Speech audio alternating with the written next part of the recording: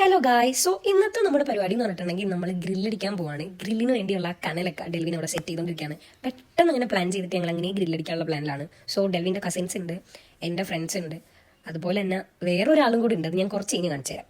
അപ്പം ഈ കനലൊക്കെ ഇടിച്ച് സെറ്റ് ചെയ്തിട്ട് അത് സെറ്റ് ചെയ്യുന്ന പരിപാടിയിൽ നടന്നുകൊണ്ടിരിക്കുകയാണ് അവിടെ. അത് കഴിഞ്ഞിട്ട് ഗ്രില്ലൊക്കെ വെച്ചിട്ട് ചിക്കൻ പീസസ് ഓരോന്നായിട്ട് ഇട്ട് തുടങ്ങി. കനലൊക്കെ ചൂടായി വരാൻ വേണ്ടി ഇവിടെ വാക്യൂം ക്ലീനറൊക്കെ വെച്ചിട്ടാണ് കനലൊക്കെ കൂട്ടണത്. അങ്ങനെ ചിക്കനൊക്കെ ഓൾമോസ്റ്റ് സെറ്റ് ചെയ്ത് ചിക്കൻ്റെ ഓരോ പീസസ് അറേഞ്ച് ചെയ്ത് തുടങ്ങിയിട്ടുണ്ട്. അത് കഴിഞ്ഞിട്ട് ഫസ്റ്റ് ഞങ്ങൾ നല്ല ലെഗ് പീസസ് ഒക്കെ അറേഞ്ച് ചെയ്തു. അത് കഴിഞ്ഞ് ചിക്കനൊക്കെ ഞങ്ങൾ ഇങ്ങനെ വേവാൻ വേണ്ടി വെയിറ്റ് ചെയ്തിരിക്കുന്നതാണ് കനലൊക്കെ കൂട്ടിയിട്ട്.